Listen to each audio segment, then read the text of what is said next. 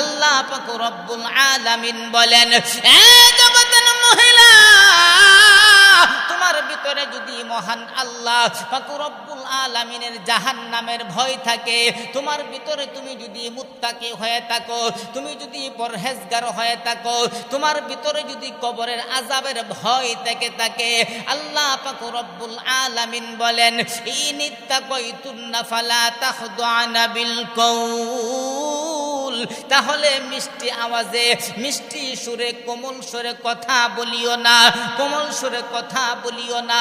তাহলে কিভাবে কথা বলবে? মহান আল্লাহ পাক রব্বুল আলামিন 32 নম্বর আয়াত শেষ অংশে বলেন, ওয়া কুলনা কওলাম মারুফা। মহান আল্লাহ পাক রব্বুল আলামিন বলেন, এ মহিলাগণ, এ জগতের মহিলাগণ, আমার আল্লাহ পাক রব্বুল আলামিন আয়াতের শেষে বলেন, ওয়া কুলনা কওলাম মারুফা, তুমি তাদের সাথে ভালোভাবে কথা বলো। সুবহানাল্লাহ। আল্লাহ পাক রব্বুল আলামিন এক আয়াতের মধ্যে দুই ধরনের কথা আল্লাহ পাক রব্বুল আলামিন আয়াতের শুরুতে বলেন, ইনিত্তাকাইতুন্না ফালা তাখদুআনা বিল কওল, তুমি যখন তোমার ভিতর তুমি যদি মুত্তাকি হয়ে থাকো, তাহলে আল্লাহ পাক রব্বুল আলামিন বলেন, তুমি যদি মুত্তাকি হয়ে থাকো তাহলে কোমল সুরে কথা বলিও না। আর আল্লাহ পাক রব্বুল আলামিন আয়াতের শেষে বলেন, ওয়া কুলনা কওলাম মারুফা, ভালোভাবে কথা বলো। তাহলে আপনি কিভাবে কথা বলবেন? আপনার কথা বলার শুরুত হইল আপনার চারটা। একটা হইল আপনার পুরোপুরি আপনার মিঠা, আরেকটা হলো সামান্যতম মিঠা, পুরোপুরি কর্কশ, আবার সামান্যতম কর্কশ। আপনার এই চার কথার ভিতরে, চার আওয়াজের মধ্যে তিন ভাবে কথা বলা যাবে না, আপনার একভাবে কথা বলতে হবে। তিন ভাগ হলো আপনার পুরোপুরি মিঠা আওয়াজেও কথা বলা যাবে না, সামান্যতম মিঠা আওয়াজেও কথা বলা যাবে না, আবার পুরোপুরি কর্কশ ভাষায়ও কথা বলা যাবে না। একমাত্র আপনার সামান্যতম কর্কশের দিকে ঝুঁকি নিয়ে আপনাকে কথা বলতে হবে। কারণ আপনি যদি পুরোপুরিভাবে কর্কশ ভাষায় কথা বলেন, লোকটার ভিতরে আপনার কষ্ট চলে যাবে। একজন মানুষকে বিনা কারণে কষ্ট দেওয়া যাবে না। যদি একজন মানুষকে বিনা কারণে কষ্ট দেওয়া হয়, তাহলে আপনাকে জাহান্নামের আগুন, জাহান্নামের আযাব আপনাকে ভোগ করতে হবে। আল্লাহ পাক রব্বুল আলামিন বলেন, ইন্নাল্লাযীনা ফাতানুল মুমিনিনা ওয়াল মুমিনাতি সুম্মা লাম ইয়াতুবু ফালাহুম আযাবু জাহান্নামা ওয়া লাহুম আযাবুল হারিক।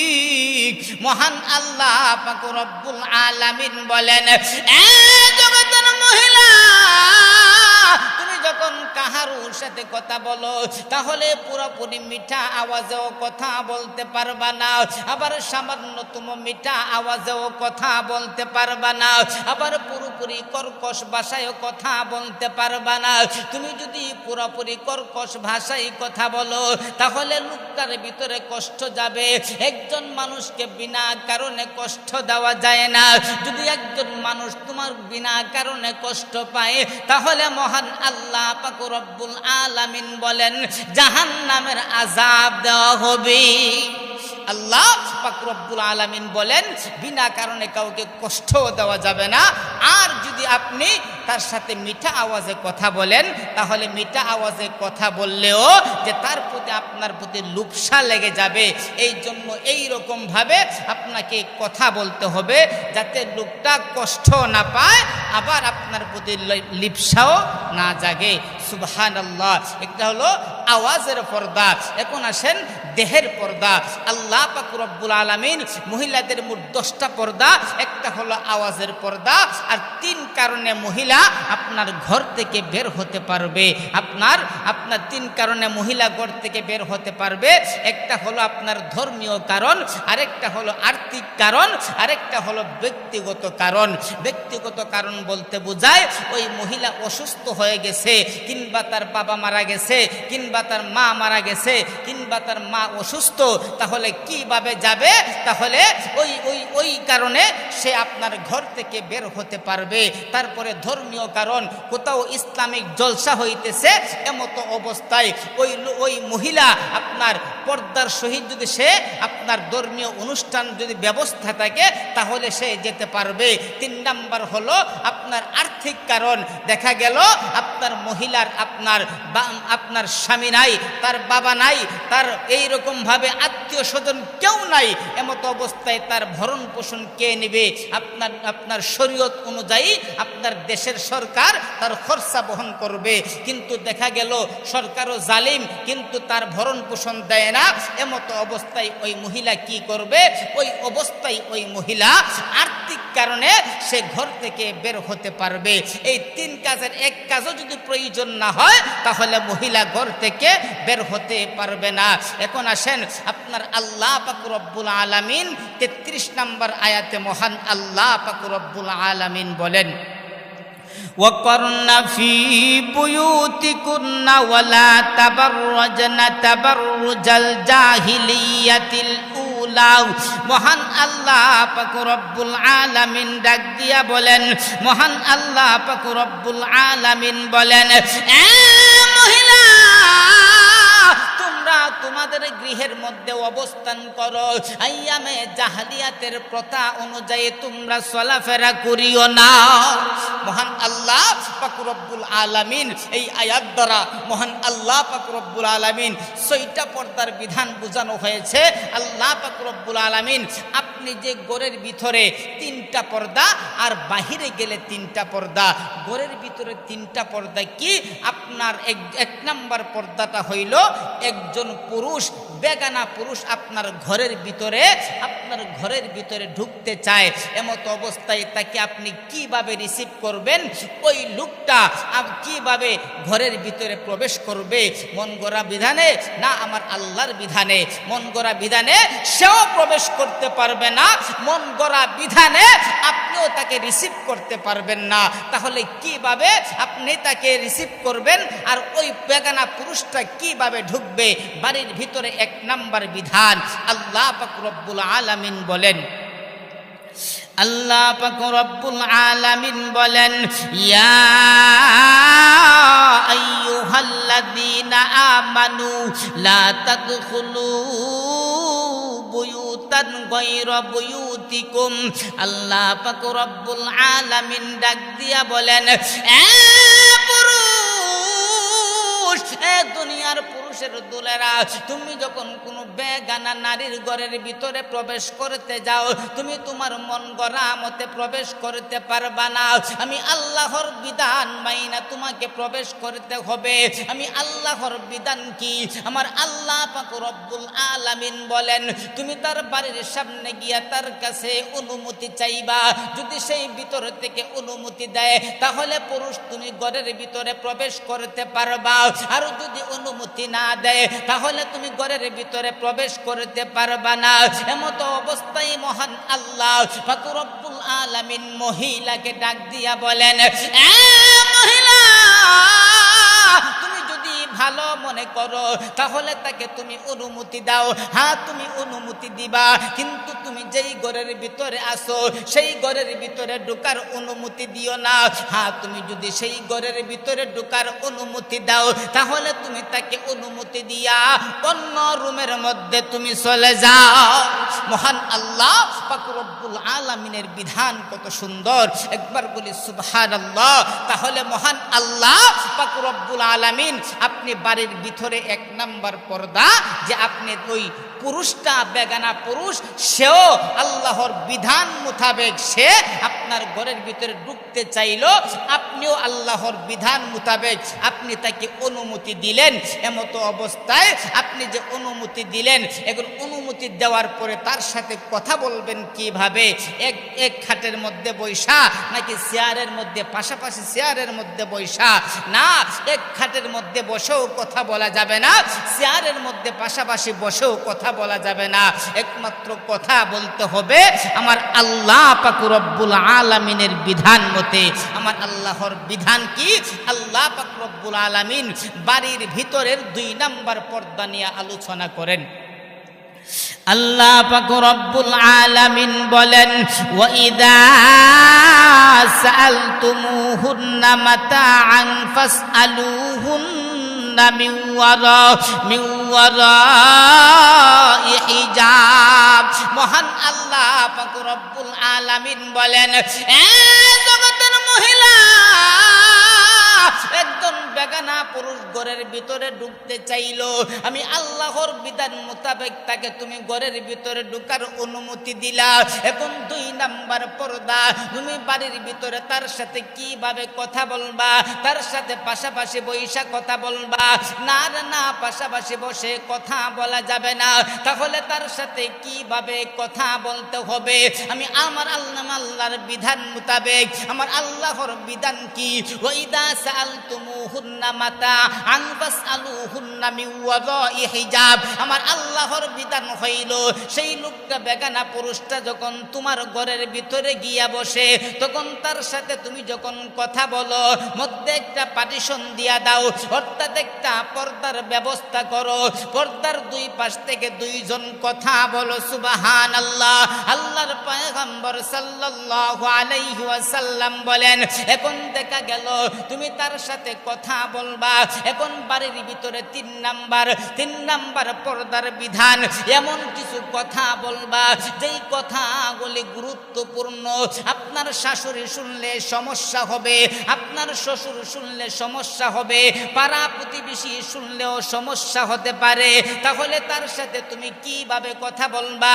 তাহলে কি তার কাছে গিয়া কথা বলবা, মন গড়া মতে কথা বলবা? না, না, মন গড়া মতে কথা বলা যাবে না। মহান আল্লাহ পাক রব্বুল আলামিন অপর এক আয়াতের মধ্যে বলেন, ওয়ালা ইউবদিনা যিনাতাহুন্না ইল্লা লিবুউলাতিহিন্না। আল্লাহ পাক রব্বুল আলামিন বলেন, এ মহিলা, তুমি যখন তোমার বেগানা পুরুষের সাথে কথা বলতে গেলে যদি অন্য মানুষ শুনলে সমস্যা হয়, তাহলে তুমি তার সামনে গিয়া কথা বলো, কিন্তু সামনে তুমি তোমার মন গড়া মতে যেতে পারবা না। তোমার 3.5 হাত বডিকে পর্দা করে দিয়া, অর্থাৎ মাথা থেকে পা পর্যন্ত একেবারে পর্দা করে তারপরে তার সামনে গিয়া কথা বলো, সুবহানাল্লাহ। এই হলো আপনার বাড়ির ভিতরে আপনার 3টা পর্দার বিধান। এখন আসেন, এই মহিলা আপনার বাড়ির বাহিরে যাবে, ওই যে 3 কারণে আপনার বাহিরে যাবে। কিন্তু আজকে আফসোস লাগে, অনেক সময় দেখা যায় যে আপনার ঘরের ভিতরে আপনার অনেক সময় তার মা, তার শাশি, আপনার খালাতো ভাই, মামাতো ভাই যখন আসে, কিছুদিন পরে আসার পরে তখন মা বাবা ইচ্ছা করে তাদের সামনে দিয়ে দেয় যে তোর তো ভাই লাগে, তার সামনে কেন যায়, তাহলে কোনো সমস্যা নাই। এই যে আপনার তার সাথে বিবাহ আপনার জায়েজ, এই জন্য আপনার তার সাথে পর্দা করা ফরজ। কিন্তু দেখা গেল আরেকটা আপনার বিষয়, সেটা হলো অনেক সময় দেখা যায় যে অনেক সময় ছেলেরা পাত্রী দেখতে গেলে আপনার বন্ধু বান্ধব নিয়ে যায়, তারপরে অনেক বন্ধুদেরকে নিয়ে যায় আপনার মেয়ে দেখার জন্য, পাত্রী দেখার জন্য, এমনকি বাবাকেও নিয়ে যায়। আল্লাহ রাসূল সাল্লাল্লাহু আলাইহি ওয়াসাল্লাম পরিষ্কার ভাষায় বলে দিয়েছেন, একমাত্র সেই পাত্রী দেখবে যে বিবাহ করবে পুরুষের মধ্যে অন্য কোনো, এমনকি তার জন্মদাতা পিতাও তার এই পুত্রবধূ যতক্ষণ পর্যন্ত তার পুত্রবধূ না হবে ততক্ষণ পর্যন্ত তার জন্মদাতা পিতাও ওই মেয়েকে দেখা জায়েজ না। এই জন্য তার বাবাকেও দেখানো যাবে না। হ্যাঁ, মহিলাদের দিক দিয়া আপনি যাকে ইচ্ছা তাকে আপনি দেখাইতে পারেন, কোনো সমস্যা নাই। কিন্তু আপনার একমাত্র পুরুষের দিক দিয়া যেই ছেলে বিয়ে করবে একমাত্র সেই তার পাত্রীকে দেখবে, এছাড়া অন্য কেউ পুরুষের মধ্যে দেখার মতো কোনো বিধান নাই। এটা মহান আল্লাহ পাক রব্বুল আলামিনের বিধান, সুবহানাল্লাহ। এই জন্য আপনার বাড়ির ভিতরে 3টা পর্দা। এখন আসেন, একজন মহিলা আর্থিক কাজে বা ধর্মীয় কাজে বা আপনার ব্যক্তিগত কাজে আপনার বাহিরে যেতে হবে। এখন সে কিভাবে বাহিরে যাবে? সে তার মন গড়া মোতাবেক না, তার মন গড়া মোতাবেক যেতে পারবে না। আমার আল্লাহ পাক রব্বুল আলামিন বলেন, তুমি যখন এই 3 কাজের দরকার লাগে, আর্থিক কাজে, ধর্মীয় কাজে কিংবা ব্যক্তিগত কাজে, তাহলে তুমি এ মন গড়া মতে যেতে পারবা না। আমি আল্লাহর বিধান মতে তোমাকে যেতে হবে। বিধান কি? আল্লাহ পাক রব্বুল আলামিন 1 নাম্বার পর্দা নিয়ে আলোচনা করেন। আল্লাহ পাক রব্বুল আলামিন বলেন, ইয়া আইয়ুহান নাবিয়্যু কুল্লি আজওয়াজিকা ওয়া বানাতিক ওয়া নিসাইল মুমিনিনা ইউদনিনা আলাইহিন্না মিন জালাবিবিহিন। আল্লাহ পাক রব্বুল আলামিন বলেন, এ জগতের মহিলা, যদি তোমার ধর্মীয় কাজে কিংবা আর্থিক কাজে কিংবা ব্যক্তিগত কাজে তোমাকে যখন ঘর থেকে বের হতে হয়, তাহলে তুমি তোমার মন গড়া মোতাবেক বের হতে পারবা না। হে জগতের মহিলা, হে মহিলার দল, হে মহিলাগণ, তুমি যদি বের হতেই হয়, আমি আল্লাহর বিধান মতে বের হতে হবে। আমি আল্লাহর বিধান কি? আমি আল্লাহর বিধান হইল তুমি তোমার 3.5 হাত বডিকে বুরকা দিয়া ডাকবা। তারপরে তুমি যখন বুরকা দিয়া ডাকার পরে একটা অংশ দিয়া তোমার মাথাটাকে ডাকবা, আর একটা অংশ দিয়া তুমি তোমার চেহারাটাকে ডাকবা। তারপরে তুমি তোমার 2টা চক্ষু খোলা রেখে বের হইবা। সুবহানাল্লাহ। মহান আল্লাহ পাক রব্বুল আলামিন বাড়ির বাহিরের 1 নাম্বার পর্দা হলো যে আল্লাহ পাক রব্বুল আলামিন বলেন, তুমি যখন ঘর থেকে বের হও, তাহলে এমন একটা বুরকা পরো তোমার পা থেকে মাথা পর্যন্ত ঢাকার পরে, তারপরে একটা অংশ দিয়া তোমার মাথাটাকে ঢাকো, আরেকটা অংশ দিয়া তুমি তোমার চেহারাটাকে ঢাকো। একমাত্র 2টা চক্ষু খোলা রাখবা। এমতো অবস্থায় দেখা গেল চক্ষু খোলা কেন রাখলেন? অ্যাক্সিডেন্ট হওয়ার সম্ভাবনা আছে, আপনার দুর্ঘটনা যাতে না হয়, এই জন্য মহান আল্লাহ পাক রব্বুল আলামিন বলেছেন 2টা চক্ষু খোলা রাখার জন্য। হ্যাঁ, চক্ষু খোলা রাখলেও হবে না, চক্ষুরও মহান আল্লাহ পাক রব্বুল আলামিন বাড়ির বাহিরে 2 নাম্বার পর্দা নিয়ে মহান আল্লাহ পাক রব্বুল আলামিন আলোচনা করেছেন। মহান আল্লাহ পাক রব্বুল আলামিন বলেন, ওয়া কুল্লিল মুমিনাতি ইয়াগুদুদনা মিন আবসারিহিন্না ওয়া ইয়াহফাযনা ফুরুজাহুন্না। মহান আল্লাহ পাক রব্বুল আলামিন বলেন, এ জগতের মহিলা, তুমি যখন ঘর থেকে 3 কাজের কারণে বের হইবা, তুমি যদি আর্থিক কারণে বের হও, তুমি যদি ধর্মীয় কারণে বের হও, তুমি যদি ব্যক্তিগত কারণে প্রয়োজন পড়ে তাহলে বের হও, তাহলে মন গড়া মোতাবেক বের হতে পারবা না। আমি আল্লাহর বিধান মোতাবেক বের হতে হবে। আমি আল্লাহর বিধান কি? 1 নাম্বার হলো পা থেকে মাথা পর্যন্ত, পা থেকে মাথা পর্যন্ত পুরা শরীরটাকে ডেকে নিবা। তারপরে একটা অংশ দিয়া তোমার মাথাটাকে ডাকবা, তারপরে একটা অংশ দিয়া তুমি তোমার চেহারাটাকে ডাকবা। চেহারাটাকে ডাকার পরে 2টা চক্ষু খোলা রাখবা, কিন্তু 2টা চক্ষু যে খোলা রাখবা বেগানা পুরুষকে দেখানোর জন্য নয়, কিংবা বেগানা পুরুষকে দেখার জন্য নয়। ওই 2টা চক্ষু তুমি তোমার হেফাজত করবা। এটা হলো তুমি তোমার নজরকে নিচের দিকে রাখবা। এই হলো বাড়ির বাহিরে 2 নাম্বার পর্দা। 3 নাম্বার পর্দা কি? মহান আল্লাহ পাক রব্বুল আলামিন বলেন, মহান আল্লাহ পাক রব্বুল আলামিন বলেন, ওয়ালা ইয়াদরিবনা বিআরওয়ালা ইয়াদরিবনা বিআরজুলিহিন্না। মহান আল্লাহ পাক রব্বুল আলামিন বলেন, এ জগতের মহিলা, তুমি যখন ঘর থেকে বের হও, হে জগতের মহিলা, তখন তুমি যখন 1 নাম্বার পর্দা, তুমি তোমার পুরো শরীরটাকে ডাকো, তারপরে তুমি তোমার মাথাটাকে ডাকো, তারপরে তুমি তোমার চেহারাটাকে ডাকো, তারপরে তুমি তোমার চক্ষুকে হেফাজত করো। তারপরে 3 নাম্বার পর্দা হইল, তুমি যখন রাস্তা দিয়ে হাঁটো, লাফাইয়া লাফাইয়া হাঁটিও না, কোমর মুচড়ায়া মুচড়ায়া হাঁটিও না।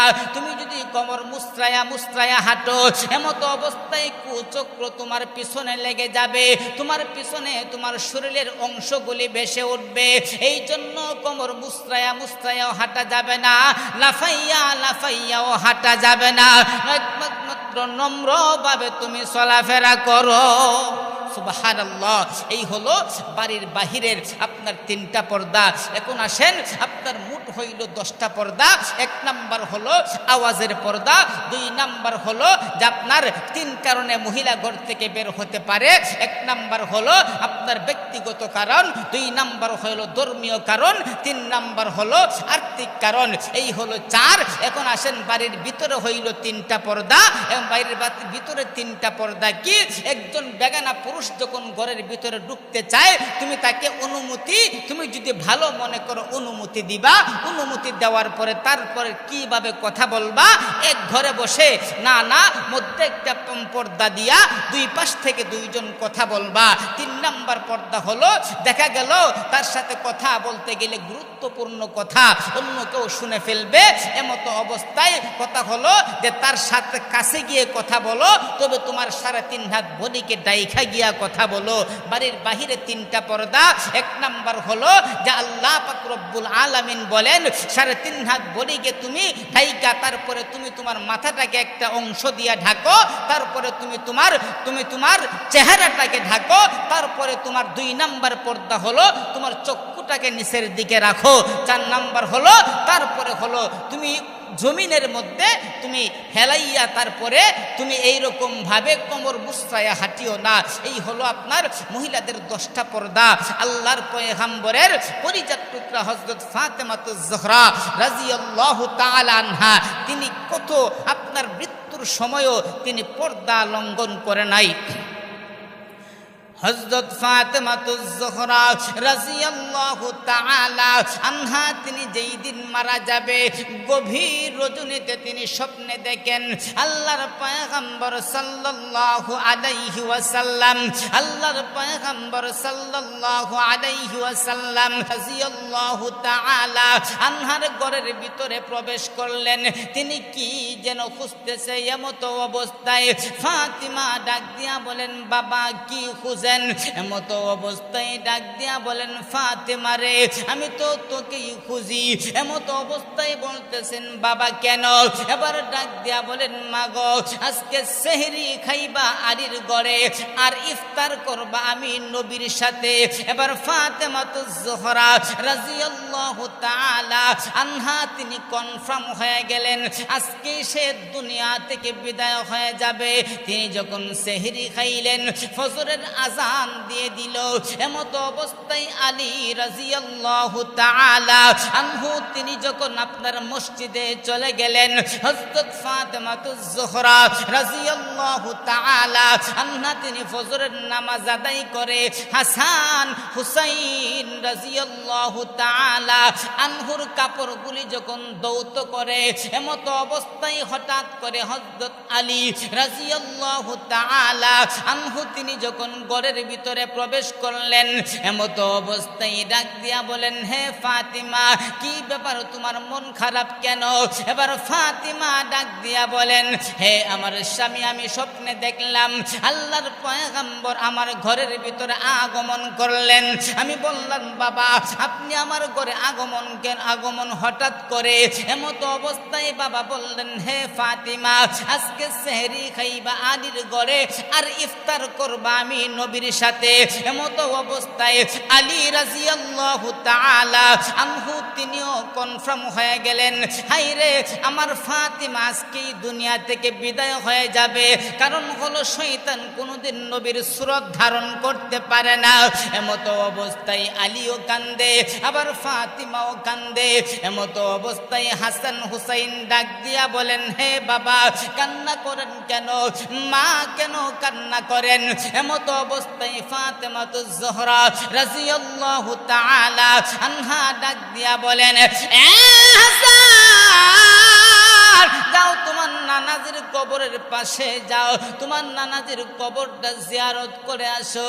হাসান হুসাইন যখন আপনার ওই কবর জিয়ারত করার জন্য নবী করিম সাল্লাল্লাহু আলাইহি ওয়াসাল্লামের কবরের পাশে দাঁড়ায়া রইলেন, এমতো অবস্থায় নবী ডাক দিয়া বলেন, হে হাসান হুসাইন, আজকে তোমরা আমার কাছে থাকা লাগবে না, আমার কবর জিয়ারত তোমরা সব সময় করতে পারবা। হাসান জলদি করে যা, তোর মার কাছে যা, আজকের পর থেকে আর কোনোদিন মা বলে ডাকতে পারবি না, তোর মা আজকে দুনিয়া থেকে বিদায় হয়ে যাবে। রে হাসান জলদি করে তোর মার কাছে যা, একবার তোর মার কাছে যা, তোর মাকে গিয়ে জড়িয়ে ধর। এমত অবস্থায় হাসান হুসাইন যখন ঘরের ভিতরে আসলেন, এবার হাসান হুসাইন ডাক দিয়া বলেন, মাগো আপনি কেন কান্না করেন, আপনি কেন কান্না করেন, বাবা আপনি কেন কান্না করেন? আপনারা না বললেও আমার নানা যে আমাদেরকে বলেছে, মা আপনি দুনিয়া থেকে আজকে বিদায় হয়ে যাবেন, আর কোনোদিন মা বলে ডাকতে পারবো না, মাগো আর কোনোদিন আপনার চেহারা দেখতে পারবো না।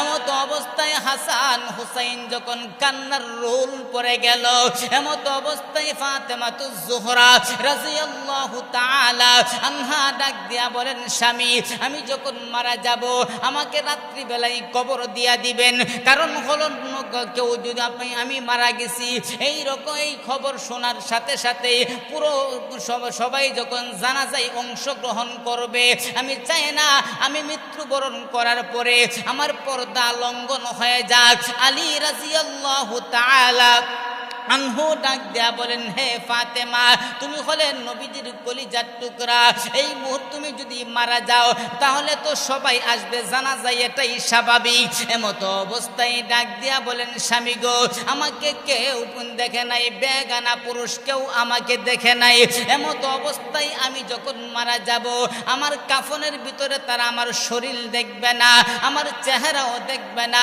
কিন্তু কাফনের বাহির থেকে আমি ফাতেমা লম্বা নাকি খাটো, মোটা নাকি চিকন, ওইগুলি মানুষ উপলব্ধি করবে।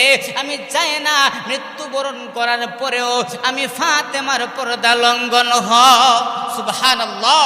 আল্লাহর পয়গম্বর সাল্লাল্লাহু আলাইহি ওয়াসাল্লামের কলিজার টুকরা হযরত ফাতেমাতুজ জোহরা রাদিয়াল্লাহু তাআলা আনহা এই রকম ভাবে সময়ও তিনি আপনার পর্দার কত আপনার তিনি এভাবে, কিন্তু আজকাল দেখা যায় পর্দা আমাদের মধ্যে নাই বললেই চলে। এই জন্য আল্লাহ পাক রব্বুল আলামিন আমাদের নামাজ যেমন ফরজ বিধান, আমাদের রোজা যেমন ফরজ বিধান, আমাদের যাকাত যেমন ফরজ বিধান, আমাদের আপনার যেই রকম ভাবে হজ ফরজ বিধান, ঠিক তেমনি ভাবে পর্দাটাও ফরজ বিধান। পর্দাও ছাড়ার মতো কোনো অপশন নাই। আল্লাহ পাক রব্বুল আলামিন আমাদের প্রত্যেককে আমল করা এবং বুঝার তৌফিক দান করুক। সবাই বলি আমিন।